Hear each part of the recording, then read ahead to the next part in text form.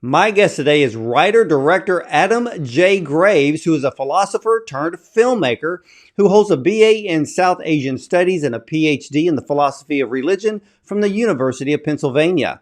Now, Adam has lived extensively in India, where he studied Sanskrit at the Ba-nair-as Hindu University, conducted grant-supported research, and volunteered with several youth-focused nonprofits. He is a professor of philosophy at MSU Denver, where he teaches film and philosophy and directs Dphi, a center for philosophy, film, literature, and the arts. Now, Adam wrote, directed, and produced the award-winning short film Cycle Vé-ree-teé in 2021 and produced and edited the documentary short The Other Side of the Sun in 2024. But Adam is here to discuss his newest short film, ANUJA, where a precocious 9-year-old who works in a back alley garment factory is suddenly offered a rare chance to attend boarding school, and she faces a choice that will determine the fate of her future and her family. So, ladies and gentlemen, let's welcome writer, director, and philosopher Adam J. Graves to the show. Welcome, Adam. Thank you, Ward. Thanks for having me. Appreciate it. Well, how in the world did you come to intersect philosophy and filmmaking? Oh, that's good. So we've got some nice, hard-hitting, heady questions. Well, to be honest, these are kind of two passions that go back all the way to when I was probably much too young to be interested in philosophy. To be honest, that's the part that surprises most people. But really, when I was in grade school, elementary school, would wake up and take my dirt bike, cross town 3 miles to the local cinema, buy a ticket for the first show, and just spend the whole day hopping from theater to theater. But my interest in philosophy really stems from almost roughly the same time. It's more like middle school.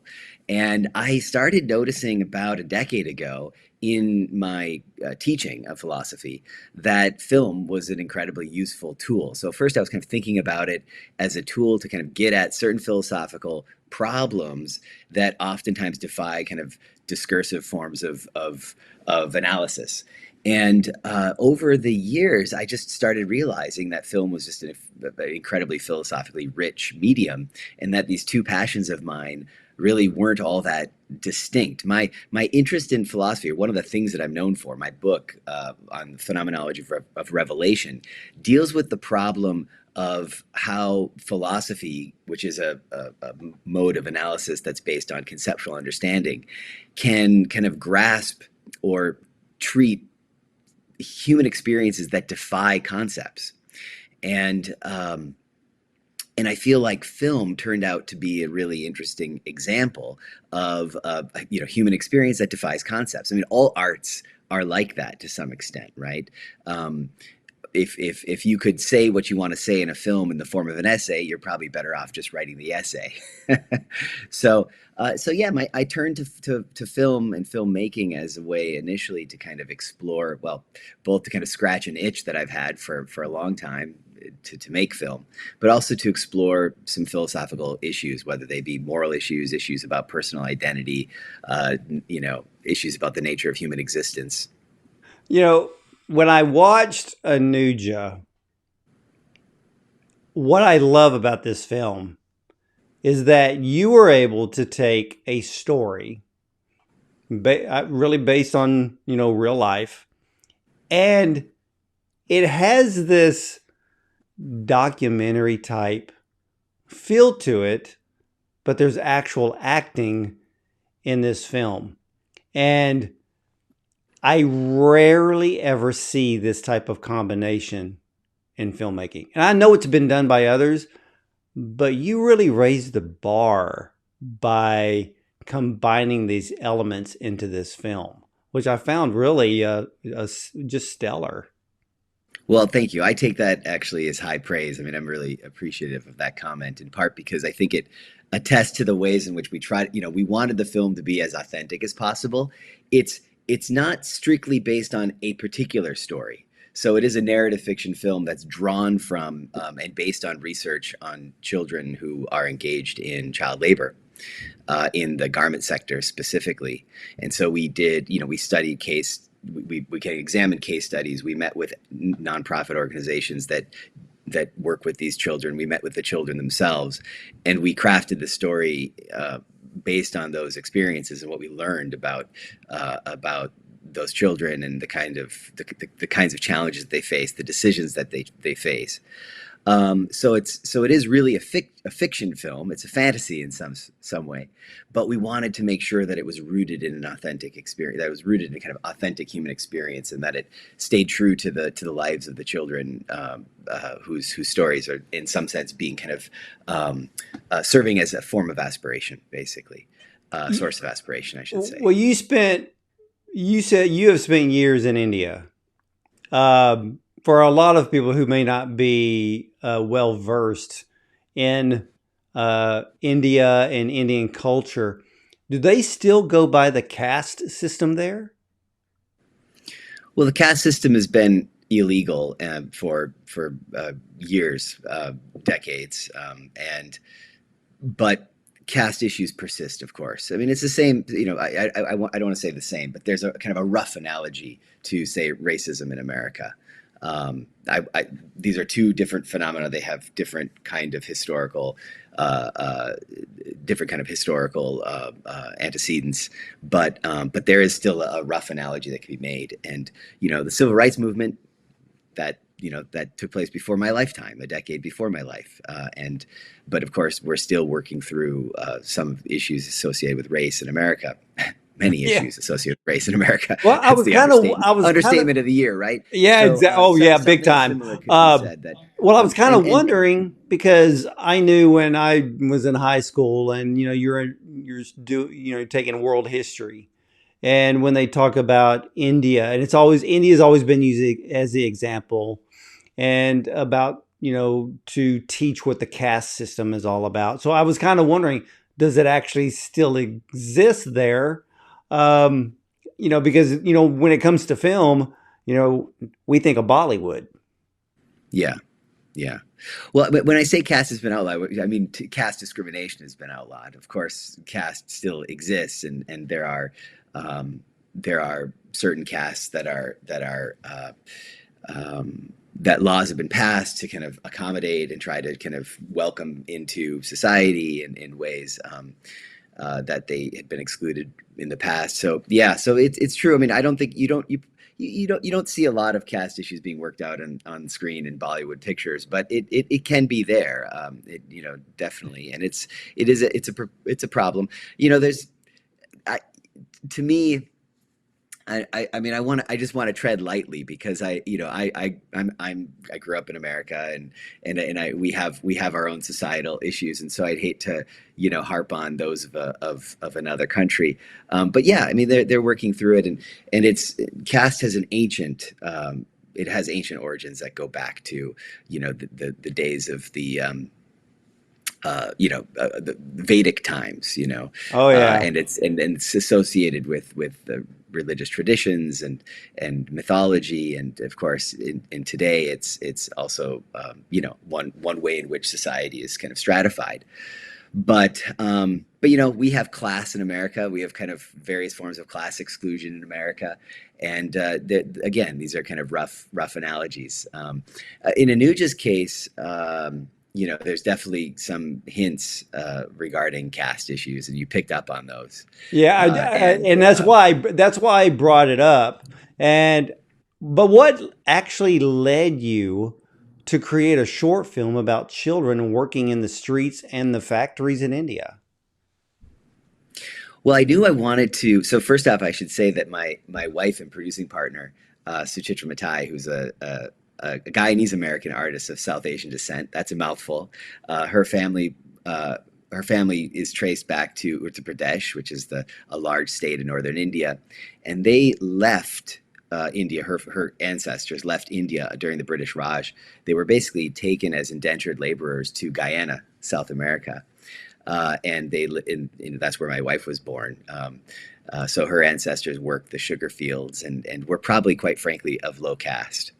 And which is partly why they would have left their home in the village in Uttar Pradesh to travel halfway across the world to seek opportunity, which turned out not to be much of opportunity. This was, indentured servitude is basically it was a new version of slave labor. But so I guess what I want to say is that on the one hand, I was interested in telling a story I was interested in doing a kind of a coming of age film. And I've always had interest in South Asia, in my wife's family's background, and questions about labor, given her history of indentured labor in her family. And then when we were we were working on different script ideas, we came across this statistic that 1 in 10 children globally is engaged in child labor. And by child labor, we don't mean working in your father's or your mother's restaurant on weekends or delivering the paper, in the morning, but a kind of labor. UNICEF defines this as labor that's detrimental to a child's health, education, and well-being. And so 1 in 10, we thought that's a staggering number. And how come there are so few films about working children when 1 out of 10 children on the surface of this planet works? So we set out, because of my connections in relationships with some nonprofits, I was able to kind of quickly be put in touch with people working working with communities most affected by child labor. And some scholars pointed me to research. And so we kind of dove headlong into the subject. And the more we dug, the more we realized there were really important stories to be told dealing with these kids. And quite frankly, there are many, many more stories that could be kind of set and within this world and treat the issues that this film treats. But we felt that it was important. We have a voice as filmmakers. Let's use it to shed a light on an important issue. Yeah, one of the things I always watch when it comes to short films is, does it keep my attention? This film kept my attention from the beginning to the end. I love the way that you took this story. And of course, parts of you, when the audience watches it, you're like, oh man, why is this young girl having to work at this factory? And I'm sitting there calculating like she does. I was sitting there calculating, okay, if she gets to work at 7 or 8 in the morning, she doesn't get to really leave until 14 hours later. And then you just start it all over again. It's like there's no time to have fun. There's no time to have rest. But you were able to write parts into this film where just for a moment, she got to be a kid. And especially when it was her and her sister when they went to that movie theater, it was just like there's this ray of sunlight in this film to get away from the whole the garment factory situation, and just brought life to both of their lives. And to me, that was one of the most beautiful parts of this film. I really loved it. Well, I appreciate that. That's also one of my favorite parts, and those were my favorite scenes to shoot.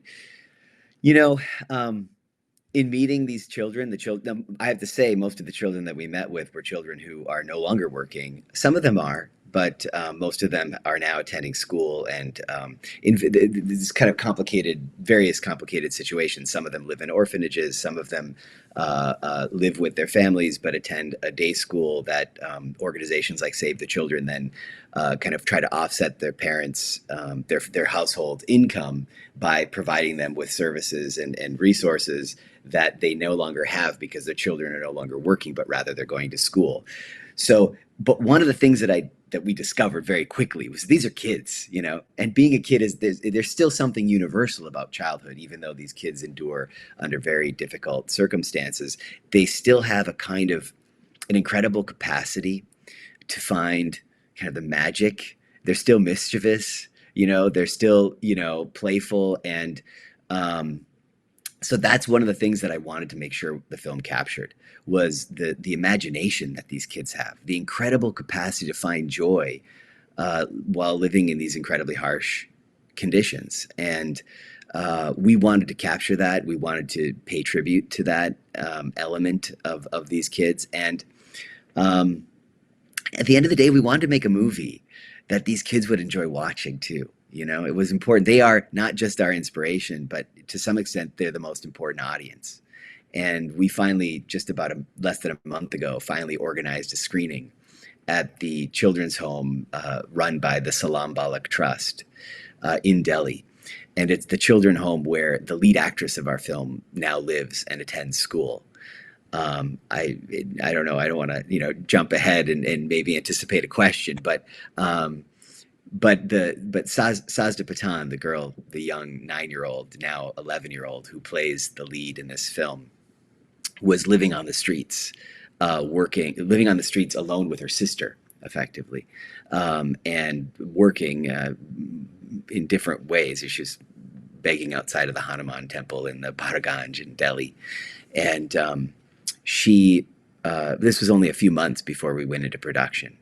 And so, it was important for us when we cast the film. We knew that it would be that under ideal circumstances, we'd try to cast kids from that world. And it did prove more difficult than we thought for reasons that, in retrospect, make perfect sense.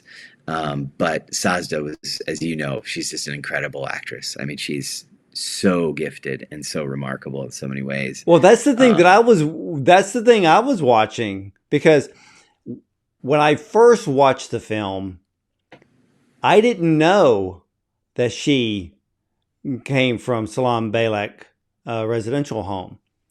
Mm-hmm. And then when I found out, I was like, how did you direct her to act? I mean, has she ever done acting before, or were there plays at the residential home? She's extremely talented on camera. I think she's got a future for that. Yeah, she does. And it's interesting that you said, because I think that's partly why the film has that it has that feel of, like you said, a documentary, because she's so natural. And her the girl who plays the older sister, Ananya Shanbag, also incredibly gifted actress. Now, to answer your question, backing up a little bit, the Salam Balak Trust is a nonprofit that was established by the family of Meera Nair, who's a famous international director from India. And she's known for a lot of films, but one of her big hits in the U.S. was Monsoon Wedding, which if you haven't seen, I'm sure some of your viewers have. But her first feature film, Meera Nair's first feature film, was Salam Bombay, about a child who leaves the countryside and goes into what was then called Bombay, Mumbai, to seek work. And while making the film, her family was so inspired by it and by these kids' stories, moved, that they decided to start a nonprofit that would help street children in Delhi and Mumbai. And we worked closely with that organization, the Salam Balak Trust, in developing the film, both researching and filming. And it's quite interesting. It's interesting and sad.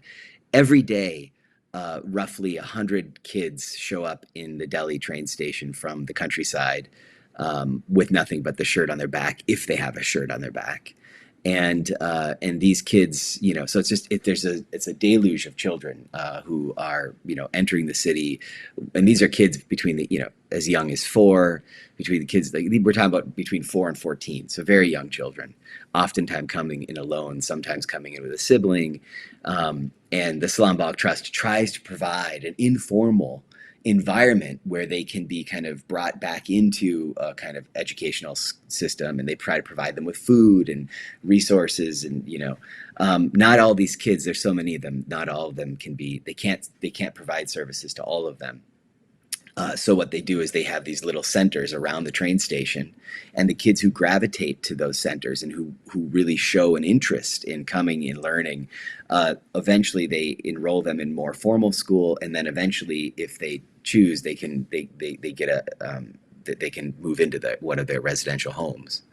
And in Sazda's case, she was living on the streets with her sister, as I'd mentioned. And she was kind of working, panhandling, not far from one of these centers, when a filmmaker, Laetitia Colombi, who's a French filmmaker working on a movie that's called The Braid in English, was casting a film. She had a casting agent working in Delhi, and Sazda was attending. So the young girl was attending this little center. She was visiting the center, and because the center was organized and founded by a filmmaker, there is a strong emphasis on the arts and the performing arts. And so at the center, they would play games. They would do little acting exercises with the kids, and she took to those. And when she found out that there was a film director casting, she immediately said she wanted to try out for the part, and she got the part. And so that was about 6 months before we filmed. So by the time I came on board, it was quite easy. She already had, she had more experience working on a feature film than I did.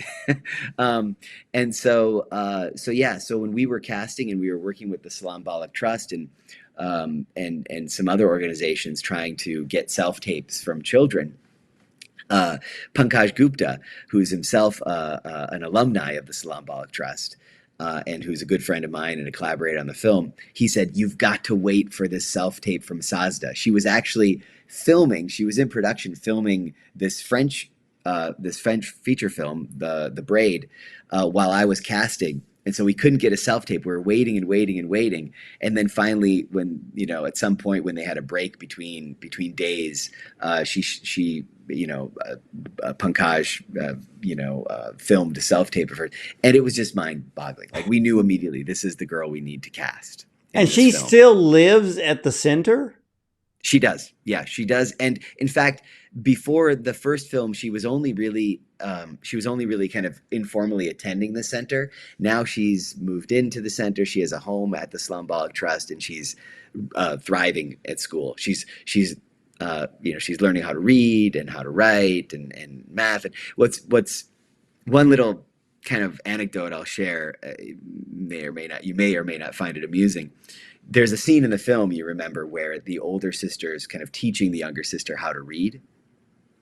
When we were filming that, Sazda was just beginning to learn to read because she just started her formal education. So there was nothing really. This again, this lent that I had written that scene slightly differently.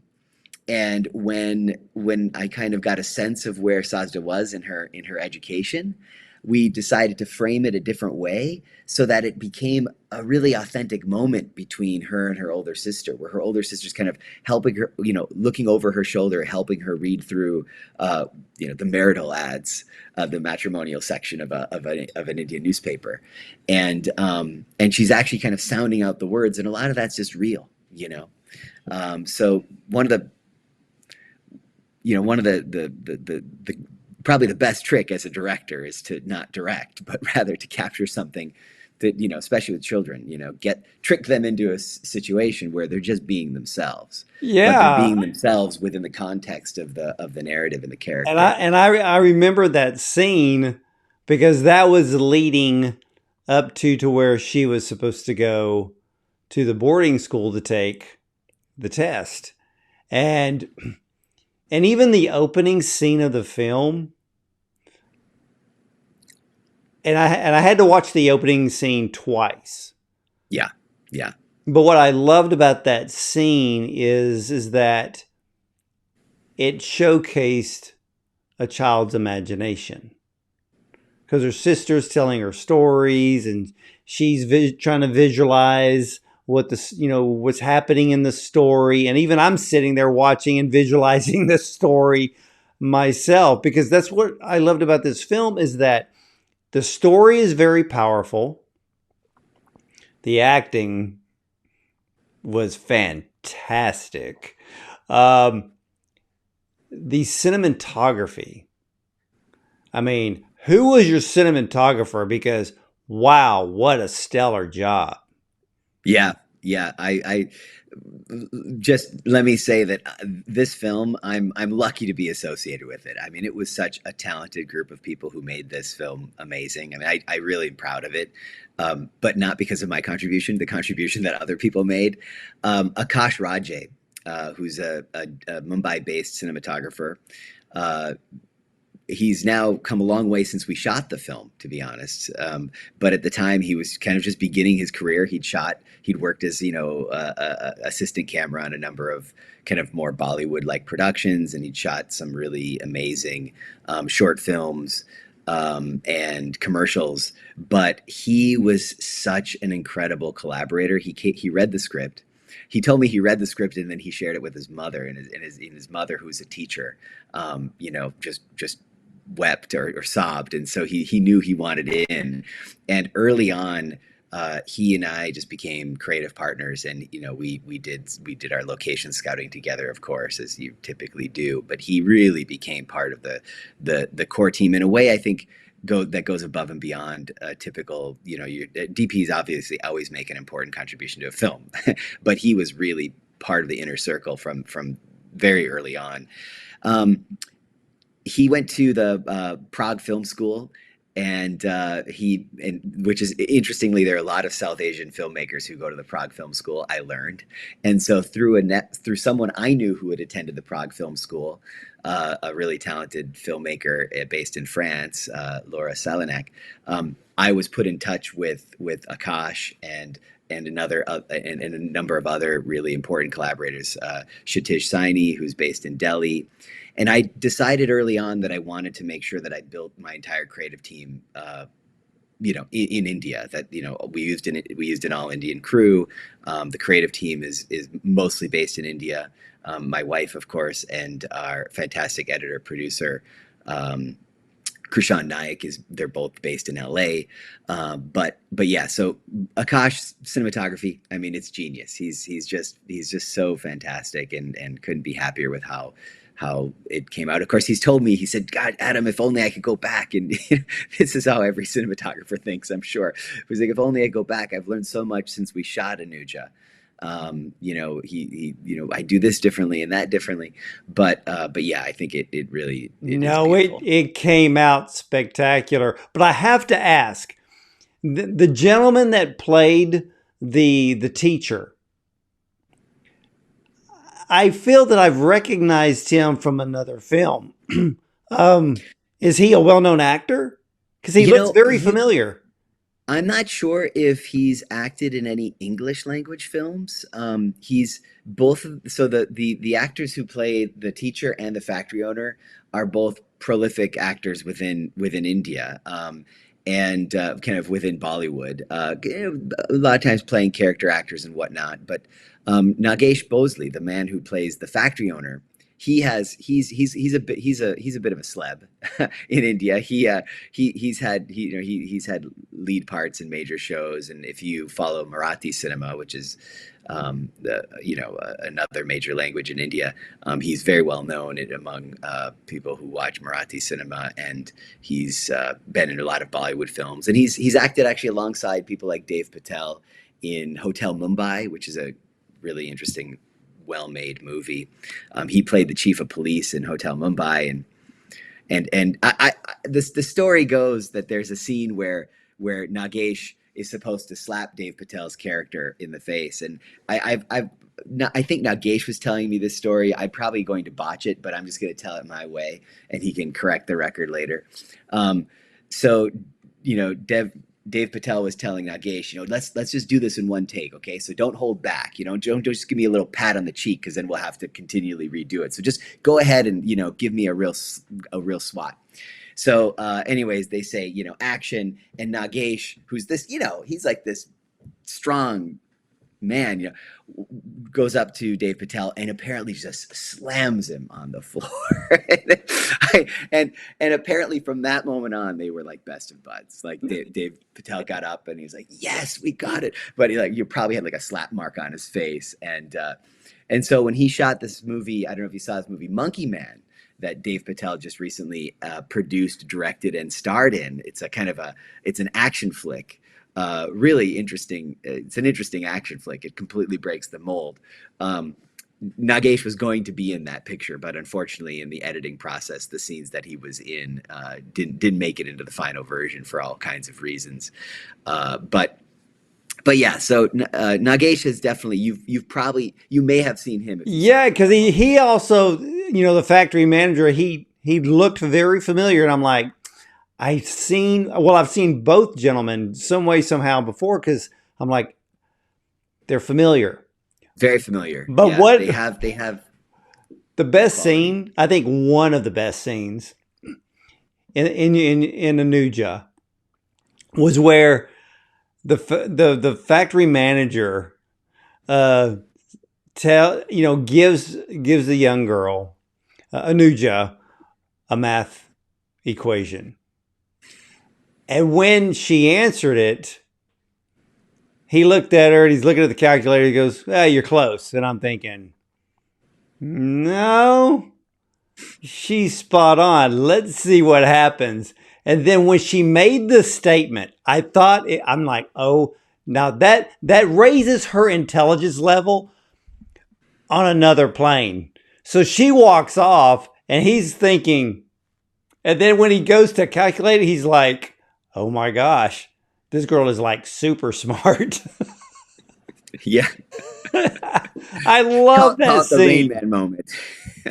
Yeah, I love that scene because it just, I don't know. It's that feel good moment in the film that this girl has a future. Yeah, yeah. But yeah, there's something satisfying about about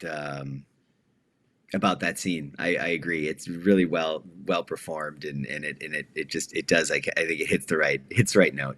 But yeah, no, I mean the character is supposed to be this incredibly gifted young girl whose gifts are just have barely been noticed. But happily, some one teacher spotted them early on and is trying to provide her with an opportunity. But yeah, I mean, this is in part the fantasy piece of the film, right? This like what kind of girl, 9-year-old girl, has that kind of ability, or 9-year-old, you know, child has that kind of ability. Um, but then if you think about it, like Sazda herself has this incredible acting ability. So she is that girl in some way, right? Instead of, you just kind of switch the script Well, it from was the mathematics confidence to level. It was her confidence level in that scene. yeah, Like she was matter of fact yeah. while still showing respect to her boss, but she was just like, you You know, know? I'm smarter than you, but not letting on. And Yeah, that's yeah. that's what was so great.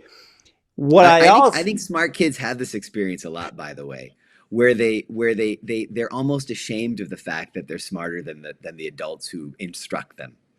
And there's a way in which that impacts a kid's development in a certain way, and it impacts a kid's personality and everything. And so there's something about trying to capture that experience as well. And Saz is one of those kids for sure. I mean, she's so so sharp that she's constantly anticipating things and on set and yeah. So well, I appreciate the way that you created her decision.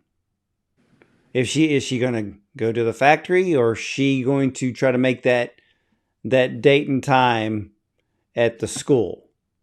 And the way that you played it out, I thought the timing and from scene to scene was absolutely perfect in the way that you did that, because you allowed because internally the audience is cheering her on to make the right decision, and the way that you timed it out, I loved it. That's the reason why this film is so good, because from the beginning to end, you don't you're focused on the story. There's nothing slow about it. You're paying attention. It keeps your attention, and to me, that's one of the most important things about a film. well, I appreciate you saying that. That the ending, which may be dissatisfying to some viewers, just to I'm spoiler alert, as it were. I'm sure people who are watching this, if you're watching this, you've caught the film at Indie Shorts or HollyShorts or Dead Center. But I think we wanted to capture something real about these kids' experiences, and one of the kind of painful facts is that child labor is often a kind of a forced choice. So kids are often having, especially young girls, to be honest, in some parts of the world where families don't often appreciate the value of an education for their daughters because they figure, well, they're going to get married, they're going to raise a family, and that's how we did it, and that's how the next generation is going to do it. So oftentimes families don't see education as a long-term investment. And so they encourage, or they're happy to have their daughters start working as soon as they can, because then they can contribute to the material well-being of the family. And quite frankly, these are families that are living in abject poverty oftentimes, usually. And so, this decision that oftentimes young girls and their families make: do I stay home and do I work and contribute to the well-being of my family now, which is kind of my obligation, my duty, or do I go off to school and then my family suffers as a result because they're investing the resources that they might have otherwise gained into some nebulous long-term investment, which may or may not pay off. And so it's really is a tension. And obviously this film doesn't kind of creates a dramatized analog to that tension, right? That's not the exact decision ANUJA has to make, but we wanted to bring the audience to a place where you yourself as a viewer feel conflicted in the way that these kids and their families are often conflicted. So I think most people watching this film are going to hope that that ANUJA does one thing, but some people have felt there is a minority view out there. I've had, viewers come and say, God, I hope she doesn't leave her sister behind. I hope the family stays together. And so, I'm happy with that outcome. I'm happy that viewers have kind of taken. Well, I was happy with the fact that her older sister was encouraging her, because her older sister saw the long-term benefit, where if she had a mother and father, they most likely would have been pushing the short-term benefit, which would then prevented her from ever getting an education. Because the older sister, she's like, I'm fine working at the factory, but she's like, this is your way out to a better life. So take that chance. And that's how I view the whole story. Yeah. Yeah, the older sister is clearly, making a sacrifice for her sibling, and the sacrifice goes beyond just, you're not going to be here contributing to our well-being. She also puts herself as, in danger as a result of her support for her sister. But, the love between the sisters is so central to this film. I mean, that's really also what this film is about. Ultimately, it's about child labor, and it's about issues associated with girls' education, and these are global problems, not problems that are specific at all to India. They exist here in the States. We have a child labor problem that not many people know or talk about. But I think ultimately the film is kind of an exploration of this love between two sisters, right? This relationship between the two, and that's the thing that kind of is manifest and is put on display in various ways throughout the film. And I think if you have an emotional kind of gut visceral reaction to the film, as I hope everyone does, but then I think that's what you're tracking, right? It's that love, you're feeling that, and so yeah. Yeah, it is. I mean, the love in this film is there. You can't miss it, because it's almost in every scene of this film. But I loved your film, and I love it for many reasons. A very powerful storyline, incredible pacing of the story and the transition from frame to frame and from scene to scene, which leads to the fact that this film, being a short film, it wasn't slow, kept my attention throughout. The cinematography is what I would expect of a film of this magnitude, because it's stellar, it's excellent. I mean, I call it A-list cinematography, and that's what this film is. So tell your cinematographer he does not need to think about making any changes or thinking that he should have done something better. He did it.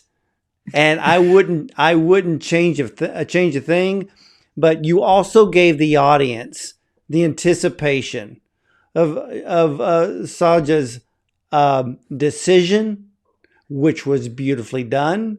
But, and again, you also enabled the audience to cheer her on to hopefully make the right decision. And I think part of the audience stands with the older sister. Yeah. Great film, Adam. Great film. Well, thank you, Ward. Really appreciate that. You know what? You're appearing at HollyShorts. Huge honor, Oscar qualifying film festival.